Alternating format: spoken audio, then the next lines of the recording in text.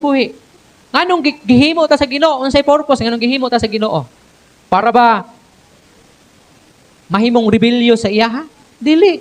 Choice sa tao nga mahimong rebelde sa Ginoo. Dili na choice sa Ginoo nga himuon kaniya para naay mangaway niya.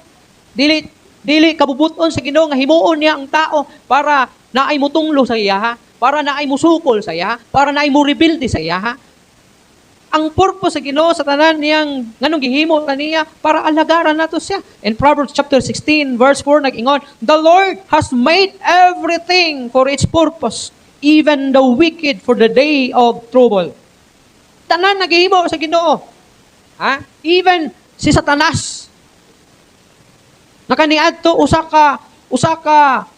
ka taas nga opisyal sa mga anghel sa kalangitan, si Angel Lucifer, na kalivil ni Angel Michael o ni Angel Gabriel. Pero tungod kay may rebelde siya, kay balo na ang Ginoo niya ng tanan. Ha? Pero may mga purpose ang Ginoo nganong gihimo niya. Nganong dunay tubig. Nga usahay pagmubaha tong luhon nato o pangutana ta sa Ginoo siguro nga maingon ta, nganong naa may tubig pa Ginoo? Wala na lang untay tubig kay para walay baha. Namamatay man po ng tao wa po'y tubig. Diba? Kung di tatagaag tubig, patay ta. Siguro pag ikaw na igo atong bagyong Melissa nga migo sa Jamaica o sa Cuba, Puerto Rico o sa ubang nasod diha sa langyaw nga kanasuran nga mi gilamparos atong dako kayo, kusog kayo nga bagyo makaingon ka nga anong na pa may hangin Ginoo? Wala na lang untay hangin para wa nay mga matay, patay lang gyapon. Kay kung way hangin ang tao patay gyapon.